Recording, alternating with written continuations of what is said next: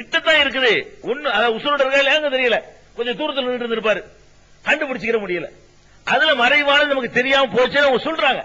அப்ப என்ன விளைவிக்கிறேன்னு, ஜின்னாகவே இருந்தாலும் சரி, மனுஷனை விடுங்க, ஜின்களாக இருந்தாலும் சரி, அவைகள் எங்க போய் ஆஜராகிறார்களோ அதுதான் அறிந்து கொள்ள முடியுமே தவிர ஆஜராகாத ஒன்றை அவர்களால் ஜின்களால் அறிந்து கொள்ளவே முடியாது என்பதற்கு இந்த சூரத்து சபா என்ற அத்தியாயத்தில் உள்ள 14வது வசனம் பெரிய சான்றா இருக்குது. இன்னும் சொல்ல போனா மறைவான விஷயங்களை அறிந்து கொள்ளணும்னு சொன்னா அதற்கான அதிகமான வாய்ப்பு பெற்றவர் சுலைமான் நபி தான். சுலைமான் நபிக்கு வந்து ஒரு அதிசயமான ஒரு ஆற்றல்கள் நல்லா கொடுத்திருந்தான். அதாவது மனித சக்திக்கு கற்பனை பண்ண முடியாத ஆற்றலை எல்லாம் நல்லா கொடுத்திருந்தான். என்னென்ன ஆற்றலாம் கொடுத்துறான். யா யுஹன்னாஸ் புல்லிம்னா மன்திகத்தைர், பறவை பேசுகின்ற மொழிகள் எல்லாம் எங்களுக்கு கற்றுத்தரப்பட்டிருக்கிறது சுலைமான் நபி சொல்றாங்க. அதெல்லாம் எறும்பு பேசுனாலும் அவருக்கு விளங்கி இருக்கு. எறும்பு தமக்குள்ள, அதுக்கு எறும்புன்ற ஒரு அத்தியாயம், எறும்பு பத்தி ஒரு சம்பவம் வருது. சுலைமான் நபியுடைய தொடர்புடைய சம்பவம் தான். அவை பேசிக்கொண்ட செய்திகள் எல்லாம் யாருக்கு தெரியுது? சுலைமான் நபிக்கு விளங்குது. என்ன இந்த மாதிரி பேசிட்டு எறும்பு, அந்த சுட்டுக்குருவி நம்மளை பத்தி பேசுற மாதிரி தெரியுது, இப்படி எல்லாம் அவர் கண்டுபிடிச்சிட்டு வரான். அவைகள் பறவைகள் தமக்குள்ளே பேசிக்கொள்ளக்கூடிய மொழிகளை எல்லாம் கண்டுபிடிக்கக்கூடிய ஒரு கலை அல்லாஹ் நினைச்சிருந்தான், அவருக்கு கற்றுக் கொடுத்திருந்தான். அதே மாதிரி வந்து அவருக்கு ஜின்களை வசப்படுத்தி கொடுத்திருந்தான். இது மாதிரி பெரிய பெரிய ஆற்றல்கள்லாம் அவருக்கு இருந்துச்சு. அப்ப சுலைமான் நபிக்கு இவ்வளவு பெரிய ஆற்றல் இருந்தும் கூட அவர் மறைவான அறிந்து கொண்டிருந்தாரா? ஒரு நபியா பார்க்கணும்ல, மறைவான செய்திகளை நீங்க யார மகான் அறிகிறாங்க, அவங்க அறிகிறாங்க, மூத்தா போன பிறகு அறிந்து கொள்கிறார் நினைக்கிறீங்களே. அப்ப சுலைமான் நபிக்கு வந்து உசுரோட இருக்கும்போது அவர் வந்து அறிந்து கொண்டாரா? இல்ல.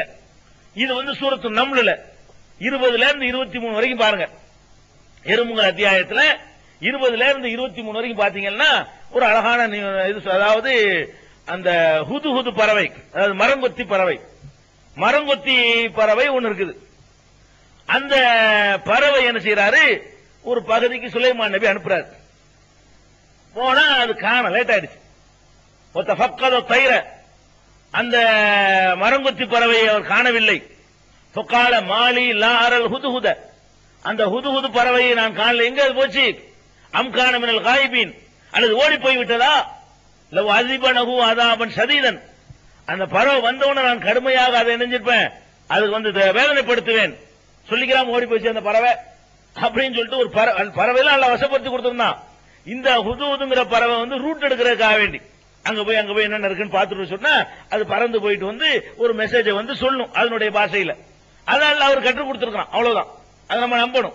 அப்ப அவளை ஏத்தி எண்ணி சுல்தானின் முபீன், அது தெளிவான ஏதாவது ஒரு மெசேஜோட வரணும், இல்லாம அது லேட்டா கிட்ட வந்துச்சுன்னா அதை நான் வந்து தண்டிப்பேன் அப்படின்னு சுலைமான் சொன்னார். கொஞ்சம் ரொம்ப நேரம் ஆன பிறகு அது வந்துருச்சு. இந்த பறவை வந்தவுடனே அகத்து பிமாலம் துகைத்து பிகி, உமக்கு தெரியாத ஒரு செய்தியை நான் தெரிந்து வந்திருக்கிறேன். சபையின் பி நபையின் யகீன், சபை என்ற நகரத்திலிருந்து உறுதியான ஒரு செய்தியோடு நான் அணைஞ்சிருக்கிறேன், வந்திருக்கிறேன். அங்க ஒரு பொம்பளை சபைங்கிற ஊர்ல ஆட்சி பண்ணிக்கிட்டு இருக்கிறா, ஆம்பளைகள் எல்லாம் ராஜ்யம் பண்ணிட்டு இருக்கிறா, பெருமாண்டமான ஆட்சி நடத்திக்கிட்டு இருக்கிறா, அந்த நியூஸ் நான் உனக்கு கொண்டு வந்திருக்கிறேன் அப்படின்னு சொல்லுது விஷயம். இது என்ன கவனிக்கணும்னு கேட்டா, ஹுதுஹுதுங்கிற அந்த பறவையை காணா, எங்க போச்சுன்னு அவருக்கு தெரியல. எங்க போச்சு இது தெரியலையே, வரட்டும் பாத்துக்கிறேன், தேடிட்டு இருக்கோம் காணலையேங்கிறாரு. அப்ப ஒரு நபியா இருக்கிறாரு, இந்த பறவை எங்க இருக்குது, இப்ப எதுக்கு போயிருக்குது, என்ன டியூட்டியை பாக்குறதுக்கு போயிருக்கு அவருக்கு தெரியல. சரி, பக்கத்துல ஒரு நாடு இருக்குது, அங்க ஒரு ராஜ்யம் நடக்குது, அந்த ராஜ்யத்தில் ஒரு பெண்ணு ஆட்சி பண்றா, பிரம்மாண்டமான ஒரு சிம்மாசனத்தை அவர் வச்சு ஆட்சி பண்ணிக்கிட்டு இருக்கிறா, அப்படிங்கிற மெசேஜாவது இவருக்கு தெரியுதுன்னா தெரியல. ஏன் தெரியல? அந்த பறவையே சொல்லுது, உனக்கு தெரியாத ஒரு நியூஸ் நான் உனக்கு கொண்டு வர்றேன், அகத்துக்க விமானம் துகைத்து பிகி, உனக்கு தெரியாத ஒரு செய்தி நான் கொண்டு வந்திருக்கிறேங்கிறாங்க. அந்த பறவை சொல்லுது. அப்ப இந்த சுலைமான் நபி இவ்வளவு பெரிய ஆட்சியை வச்சிருக்கிற சுலைமான் நபிக்கு இன்னொரு சபாண்டு ஒரு நகரம் இருக்கிறதோ, அங்க ஒரு நாடு இருக்கிறதோ, அங்க ஒரு ஆட்சி இருக்கிறதோ, அங்க ஒரு பெண்மணி அங்க ஜனாதிபதியா இருக்கிறதோ, இந்த மெசேஜ் எதுவுமே அவர் கண்டுபிடிக்க முடியல. அவர் இருக்கிறார், ஒரு ஆட்சியாளராக இருக்காரு, ஒரு உலகத்தை கட்டி ஆளக்கூடிய பவர் எல்லாம் கொடுத்திருக்கிறார். அவர் பார்வைக்கு அப்பாற்பட்டு ஒரு நாடும் இருக்குது, உலகத்தை கட்டி ஆண்டாரு. அவர் கண்ணுக்கு தெரியாத இவர் ராஜாவா இருக்காரு, அங்க பார்த்தா இன்னொரு ராஜ்யம் நடந்துகிட்டு இருக்குது. அப்ப இன்னொரு ராஜ்யம் நடக்கிற விஷயத்தை வந்து இந்த பறவை மூலமாகத்தான் அவர் அறிந்து கொள்ள முடிஞ்சே தவிர அதுக்கு முன்னாடி அறிந்து கொள்ள முடியல. அப்ப இதுதான் அறிந்து கொள்ற ஆற்றல். ஏன் முடியல? அவர் பார்க்கல. ஒன்னு பார்க்கணும், அல்லது பார்த்தவர்கள் வந்து சொல்லி கேட்கணும், அப்பதான் அறிந்து கொள்ள முடியும். அந்த வழிமுறை இல்லாதனால அது மறைவான விஷயங்கள். இப்ப சுலைமான் நபிக்கு அது மறைவாக இருந்ததுனால அவருக்கு தெரிய முடியல. நீங்க சூரை யூசுஃப படிங்க, யூசுப்ங்கிற அத்தியாயம் இருக்குல்ல, அதை எடுத்துக்கிட்டீங்கன்னா யூசுப் அலைஹிஸ்ஸலாம் அவங்க தகப்பனாரு யாரு? யாக்கூப். யூசுப் அலைஹிஸ்ஸலாம் தகப்பனாரு யாக்கூப் அலைஹிஸ்ஸலாம். யாக்கூபுக்கு பேர் தான் இஸ்ராயேல்ங்கிறது. அந்த யாக்கூபுடைய தகப்பனார் இஸ்ஹாக், இஸ்ஹாக்குடைய தகப்பனார் இப்ராஹிம். என்ன வழிமுறைன்னு பாருங்க. இப்ராஹிமுடைய மகன் இஸ்ஹாக், இஸ்ஹாக்குடைய மகன் யாக்கூபு, யாக்கூபுடைய மகன் யூசுப். இப்படி ஒரு அருமையான நபிமார்களுடைய பாரம்பரியம், அது ஒரு பாரம்பரியமா வந்துகிட்டு இருக்கு. அப்படிப்பட்ட பாரம்பரியத்தில் வந்த யாக்கூப் நபிக்கு, இப்ராஹிம் நபியுடைய பேரனுக்கு அல்லாஹுவால் நற்செய்தி வழங்கப்பட்டு கொடுக்கப்பட்டவர். இந்த யாக்கூப் நபி கூட இஸ்ஹாக்கு கொடுக்கும் போதே அல்லாஹ் நற்செய்தி கொடுக்கிறான். வஷர்னாஹு பி இஸ்ஹாக வமின் வராய் இஸ்ஹாக யாக்கூப். இஸ்ஹாக்கு பற்றியும் நற்செய்தி சொன்னோம், இஸ்ஹாக்குக்கு யாக்கூப் பிறப்பார் என்ற நற்செய்தியும் அவன் செஞ்சோம் சொன்னோம் அப்படின்லாம் சொல்லப்படக்கூடிய ஒரு சிறந்த நபி. அவர் பேர்ல ஒரு சமுதாயம், இஸ்ரவேலர் ஒரு சமுதாயம் இன்னைக்கு இருந்துகிட்டு இருக்கு. அப்படிப்பட்ட ஒரு நபிக்கு அவருடைய மகன் யூசுப் அந்த கூட பிறந்தவர்களால் அவர் வந்து கடத்தப்பட போற விஷயம் தெரியல. கடத்திட்டு போயிட்டாங்கல்ல. தாப்பனாரு 12 பிள்ளைங்க 11 பேரும் சேர்ந்துகிட்டு யாரை கடத்துறாங்க? யூசுப் நபியை கடத்துறாங்க. என்ன சொல்லி கடத்துறாங்க? ஆடு மேய்க்கணும் கூட்டிட்டு போறாங்க. இவருக்கு மறைவான விஷயம் தெரிஞ்சிருந்தா, என்னடா ஆடு மேய்க்க ஏமாத்த பாக்குறியா, ஆடு மேய்க்கணும் கூட்டிட்டு போய் நீ காலி பண்ண திட்டம் போட்டுருக்கிற அப்படின்னு சொல்லி என்ன செய்யறாங்க? அவருக்கு தெரியல, கடத்திட்டு போயிட்டாங்க. யாக்கூப் நபி பெரிய நபி, சிறந்த நபி. அவர் வழியாகத்தான் ஏராளமான நபிமார்கள் தோன்றிருக்கிறாங்க. யாக்கூப் நபி வழியாகத்தான் எல்லாம் யாக்கூப் நபி வாரிசு தான்.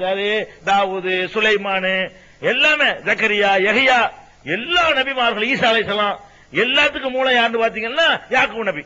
யாக்கூப் நபியுடைய வழிமுறையில தான் அம்புட்டு பேர் வர்றாங்க.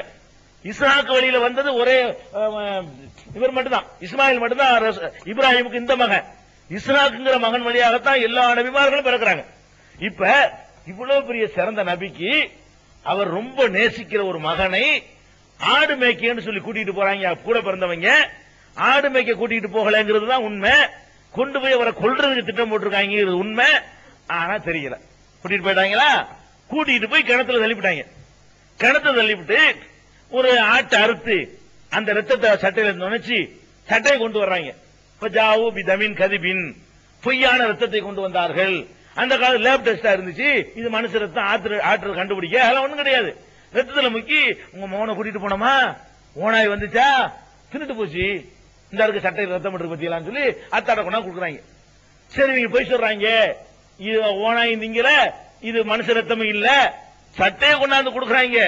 சட்டையை கொண்டாந்து கொடுத்தா அப்ப கூட அவருக்கு என்ன செய்ய முடியல, இது வந்து இவங்க கொண்டு விட்டாங்க, குணத்துல தள்ளிவிட்டாங்க, கண்டுபிடிக்கிற காற்று விளையாடுற ஒன்னும் தெரியாது நினைச்சிட்டு இருக்கிறியா?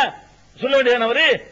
ஏன் கண்டுபிடிக்க ஒரு நபிதான், அவருக்கு அப்பாற்பட்டு ஒரு காட்டுல கொண்டு நடக்குது. இது காட்டுல நடக்கிற செய்திய இந்த நபியால கண்டுபிடிக்க முடியல. கணத்துல தள்ளிவிட்டாங்க. கணத்துல தள்ளின பிறகு அவர் அங்க போறாரு, இங்க தூக்கிட்டு போறாங்க, எடுத்து வைக்க போறாரு, எகிப்துக்கு போயிட்டாரு. ஒன்னும் தெரியாது, மகன் எங்க இருக்காரு தெரியல. நொந்து நொந்து நொந்து நொந்து அழுகுறாரு.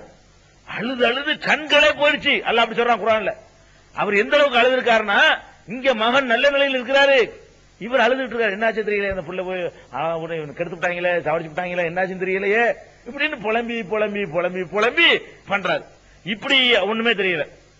அதே மாதிரி யூசுப் நபி, அவர் ஒரு நபி தான், நபியா தான் இருக்கிறாரு. அவருக்கு என்ன தெரியல, இந்த அரண்மனைக்கு நம்ம போனோம்னா இந்த பொம்பளை ஒருத்தி இருக்கிறா, அவ நம்மளை வந்து கெடுக்க பாப்பா, நம்ம மேல பழிய தூக்கி போடுவா, அப்புறம் நம்மள ஜெயில தள்ளுவாங்க, நம்ம ரொம்ப நாள்